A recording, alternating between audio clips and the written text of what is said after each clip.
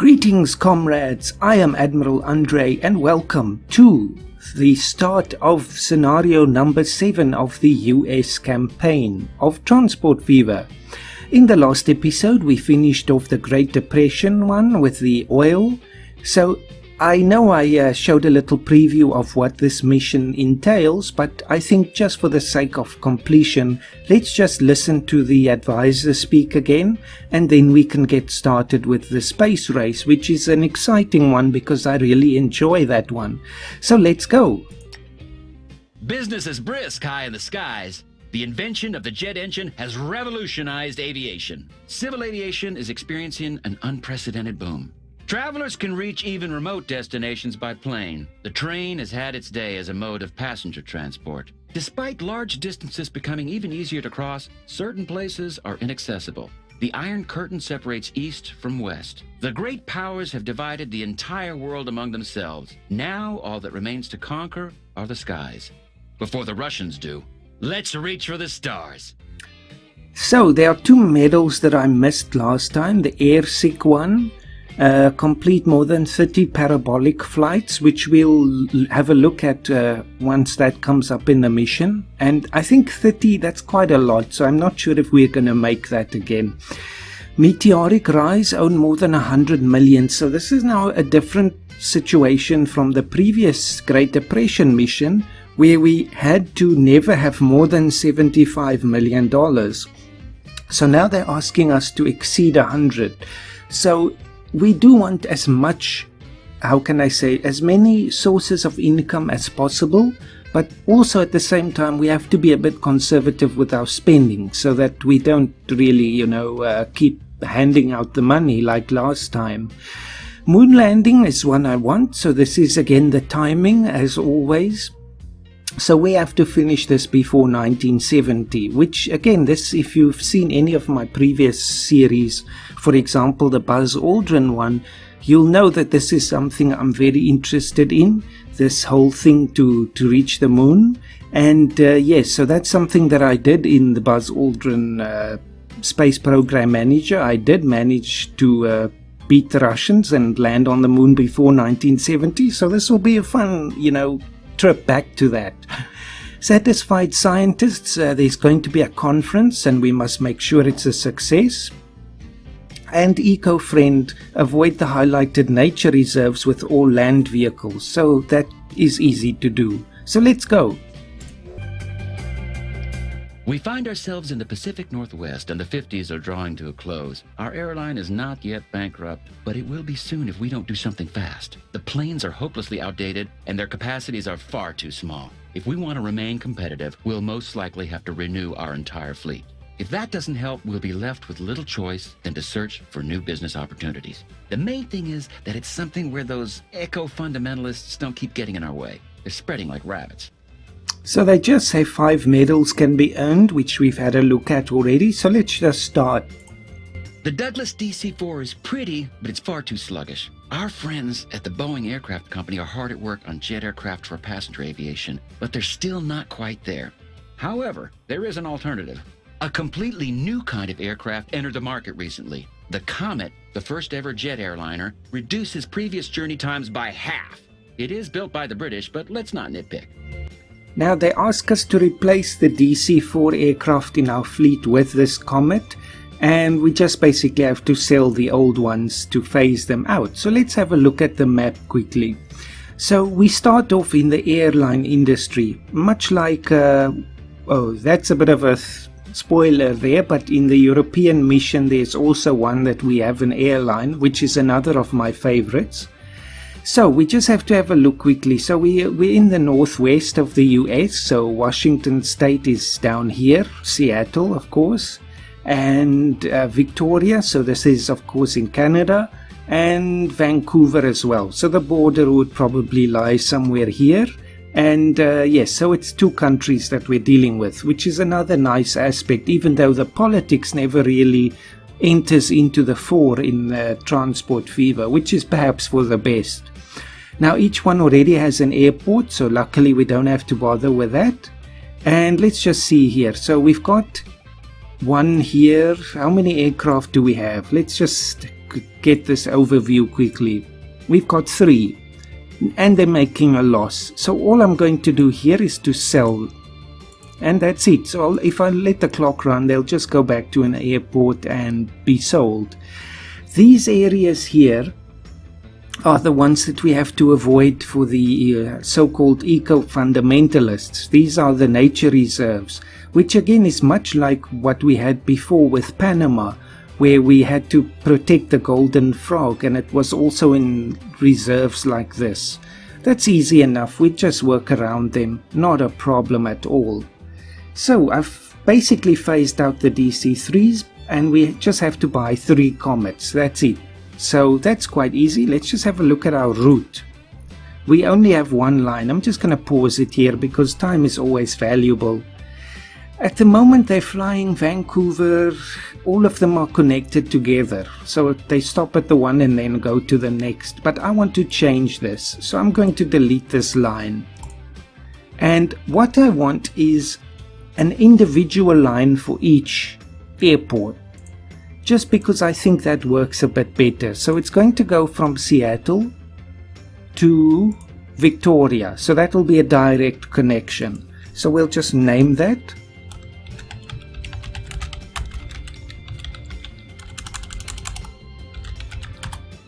And the same thing between Victoria and Vancouver up here. That's quite a short flight, but still a profitable one. So I'll just say Vancouver to Victoria. There we go. And then another one from Vancouver back down to Seattle. There we go. So there's another reason I like this. I just want to name this quickly. Seattle to Vancouver. So the main reason that I have for this is when we have just a giant loop, basically if the person, let's say the loop goes Vancouver, Victoria, Seattle. I didn't even bother to look at the order. But then basically if somebody wants to go from Vancouver to Seattle, they must first go through Victoria, which means there's less space on the airplane for people from Victoria who want to go to Seattle. And over time I think we will see quite a lot of passengers because these cities are not connected in any other way. We can perhaps try ferries, but I don't think that's necessary, and this mission has its emphasis on the airway anyway, so I think we should just go with that. And thus if anyone wants to travel between these cities, they must use the planes. So really we have a captive audience there, so let's make use of that. Now they ask us to buy 3 of the comets, so an obvious choice then is to have 1 on each line. So I think that just works nice as well. So let's buy this. And I must say the Comet is one of my favorite designs of airplanes, just because of how the engines are placed inside the wings. I'm absolutely mad about that. It's a pity, of course, that these aircraft had terrible safety records in the early days, especially with their windows that were square, not round. So metal fatigue, before people knew what that was a real problem, and there were a lot of accidents with these planes. So let's say this one just says aircraft, so you can tell this is a special mission specific design essentially. So yes, it's 11 million, which is ridiculous of course as opposed to the others, but that's what we have to do. So I'll buy 2 here, and let me just close this and set them then of course on their individual lines. So this will be Seattle to Vancouver, then the one here is Seattle to Victoria, and then at one of the other airports I'll just buy the remaining one. Purchase, set line, Victoria and Vancouver, and we can just let that run. The others will still land and be sold, so we'll get a bit of money back there. I just wish we could upgrade the airports already, but of course that's not possible for the double runways. If we have a lot of planes here, it's going to cause a problem again, which is something I've complained about before. where if you have multiple airplanes taking off and landing, they don't, how can I say, they don't really communicate, which you would expect. I mean, there is a tower, so they are surely responsible for coordinating everything. And just as the one is taking off, the other one is coming to land. And it would just be great if that one could just wait for 1 second before it enters the runway there and let the other one land before coming onto the runway. Then everything would just flow so much smoother. But anyway. So, together with this, I think a natural thing is just to create a connection between the cities and the airports. If we don't have that, people are not really going to make use of this new super expensive investment. So, let's do that. Let me just have a look. I think we might as well place the proper bus stations here. Why not? Since we hope that a lot of people will make use of this. And okay, unfortunately it has to be a little bit of a way outside of the airport, but that's just how it goes. We'll just put one there, and then similar with all the others. But let's fix Seattle first. I just want to make this as convenient for people as possible. And I think the next thing is to just, where is that now? First create an internal transport system for the cities. So let's say, with an eye on that now, of course, we'll say the downtown is right there. So it's coming down this way.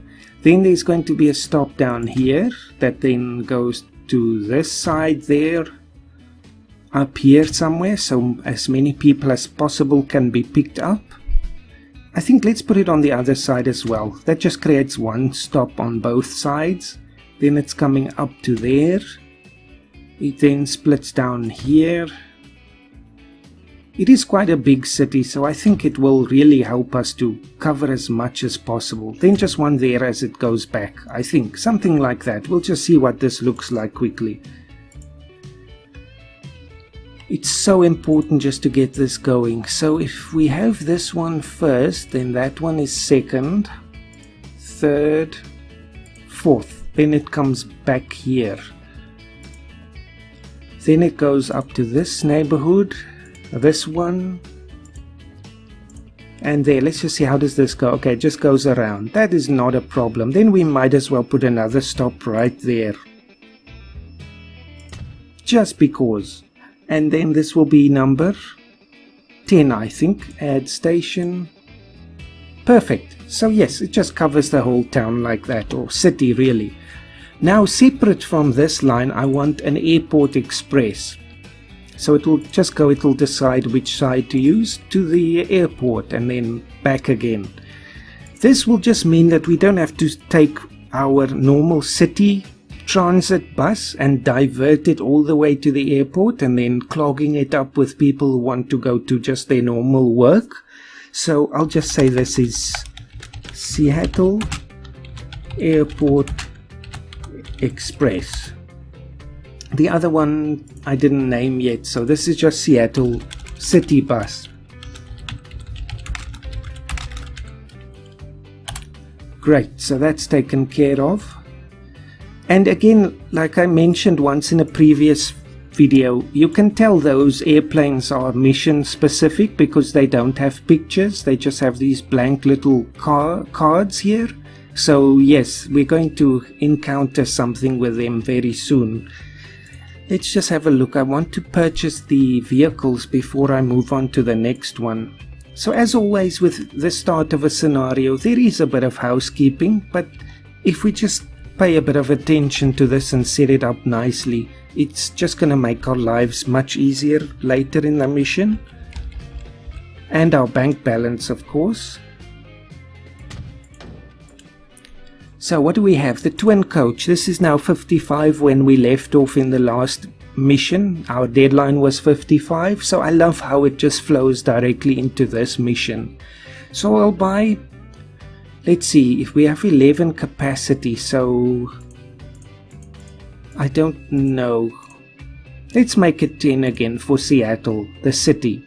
Then 4 for the airport. There we go, just to get that moving, and I'll just have them start off there.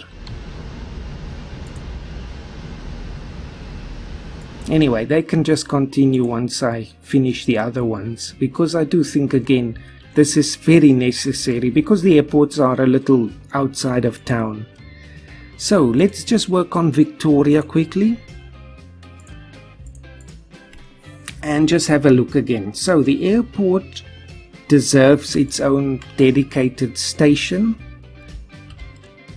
just to make people's travels a bit, more pleasant. Okay, that's not gonna line up properly no matter what I do, so I won't be too bothered with that. That's decent, so that's okay. Then if we just aim that way again, we'll say that Victoria's downtown stop is on the right hand side here, going down. Then we'll put one down here for this area, then another one. Oh, that would have been perfect if I could just fit it in there, but anyway, we'll put it here. Then it comes back around, it's going to stop here for this neighborhood. Then it goes up to the industrial area and this lower density industrial area. Then let's put it here. This is sort of a mixed commercial, industrial and residential area. And then, let's see, maybe, is it necessary to have one down there as well? I mean, this one does sort of cover it, but I'll just put one there since we have to turn around anyway. As this expands, I'll put another stop closer. I know these two are almost next to each other, but it's okay. So a new line, and this one will be the intercity bus. Oh no, this is intra-city bus. So one there going all the way around. Then this one and back, so I didn't miss anything. No, so this is just Victoria City bus.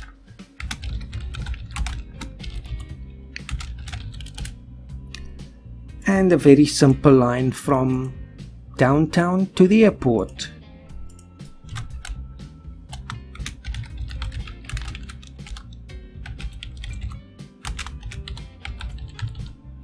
Perfect, so that's done. Just the depot again, which I always like to put in the industrial zones. Some people I know, they'll put it, for example, next to their other structures, like the airport in this case, so they can find it easy, which does definitely make sense, but this is now sort of a habit, so I'll just stick with that. So this is the city bus, and then we'll just say about 4 again for the airport. Depending on how it goes, we can expand it. Now, Vancouver is quite a bit away from the airport. Let me just have a look before I do anything. What is the speed limit of the bus? 50. And the roads that we have here, what are their limits? That's not even one of those. That's a city street. No, I don't like that. That's 60, so 60 would be fine, as long as we actually can just upgrade that. There we go. Why have we got to go on a city street all that way? Same thing here in Vancouver. But I think this is already, yes, that's already one of them. Okay, that's fine then. Just so we make it a bit smoother there in Victoria. Same thing here, a proper station.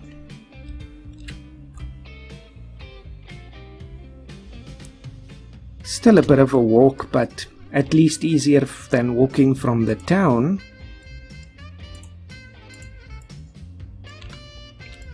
So same thing, I'll just put the stop here on the right hand side so it can go straight back.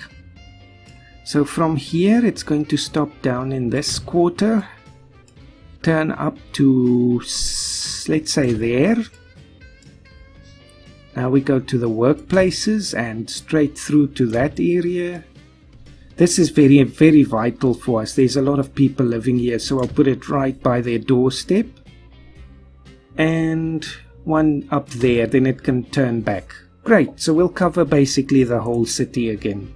New line, and this is of course just the city bus.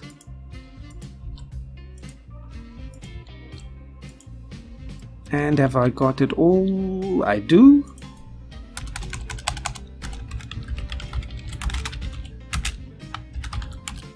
And just one more and we're finished.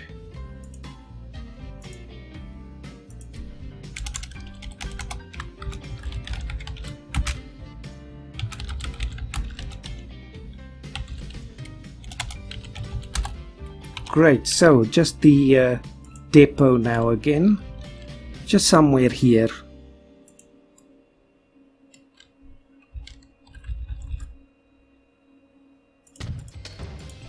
And let's say again roughly 10. Don't worry about the specific numbers. Vancouver City Bus and about 4 or 5 because it's a bit further away. Airport. Great, and we'll just let it run. And while that happens, let's have a look here. We can see there is a farm and just down the road is a food processing plant. So there is an obvious chain that we can supply Vancouver with food and possibly then ship that out with ships to the other cities. So that's another opportunity. Let's see, what else do we have? Yes, all of these ones are going to be part of the mission. So we'll talk about them when that starts. Let's just get the whole operation running.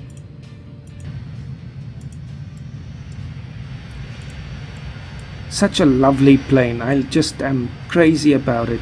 You can see the windows are round here already. So this is actually a later model of the Comet.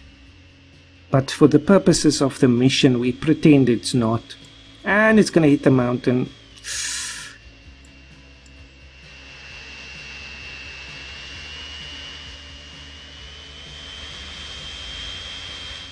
I'd love to try building one of these in Kerbal Space Program one day.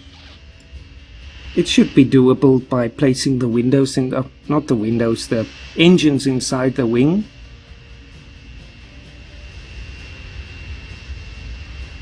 Okay, so that can now just start stimulating some passengers. Here we can see the demand is already growing.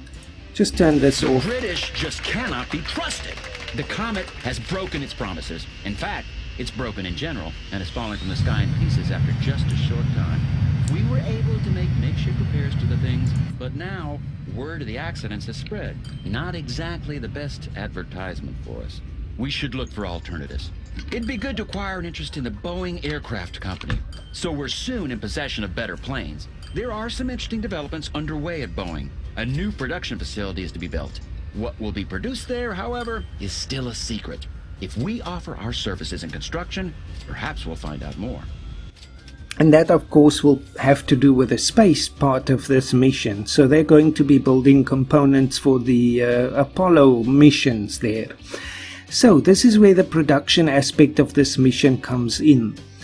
It doesn't really affect our airplanes. They still work. Of course, there's no such thing as accidents in this game.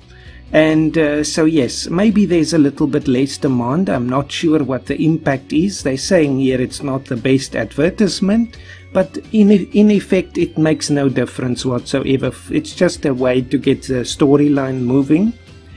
So yes, the British can be trusted. It's just part of the mission.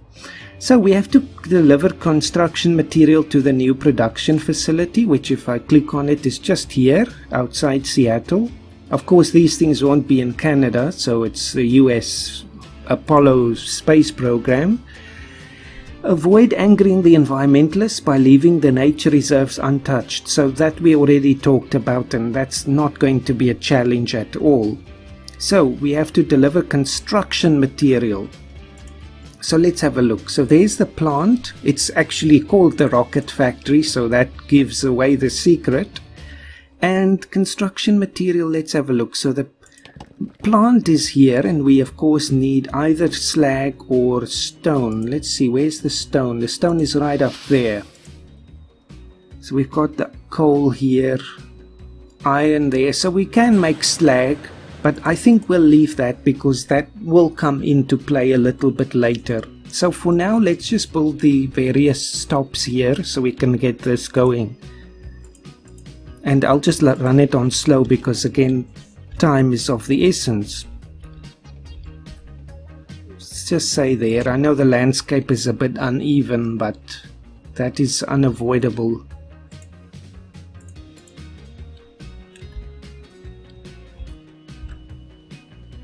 There we go. So this gives away that I want to use trucks for this part of the mission. You can use trains if you like.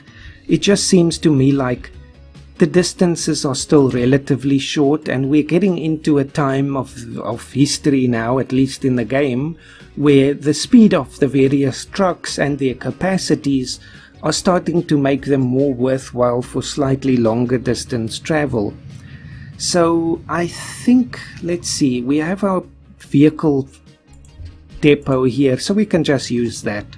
So I'll just make a line that's taking stone from the quarry to the manufacturing plant. So I'll just call this one stone.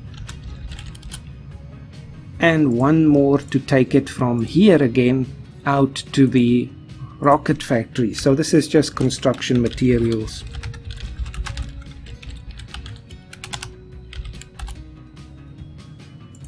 And once this is complete, we can of course use the construction materials for other things, shipping them to the cities and so on. So it will be worth our while.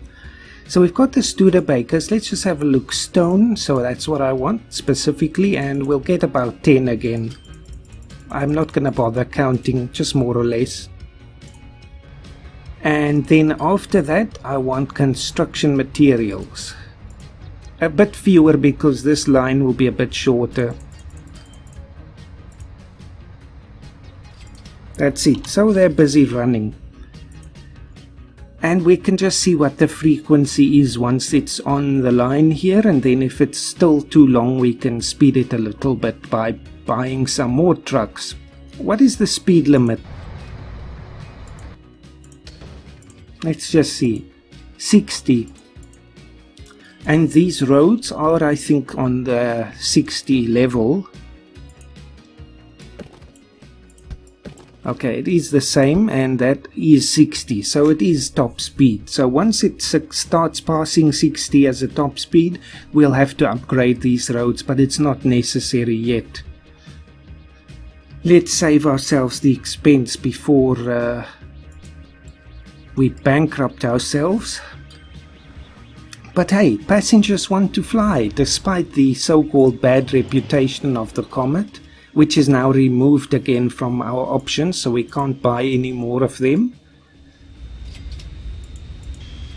18 of 18, so yes, I guess, well, in a sense the bad reputation of the Comet was warranted, like I mentioned before, but once it was fixed up and the metal fatigue problem was identified, it was much safer. At least it had a much better track record after that.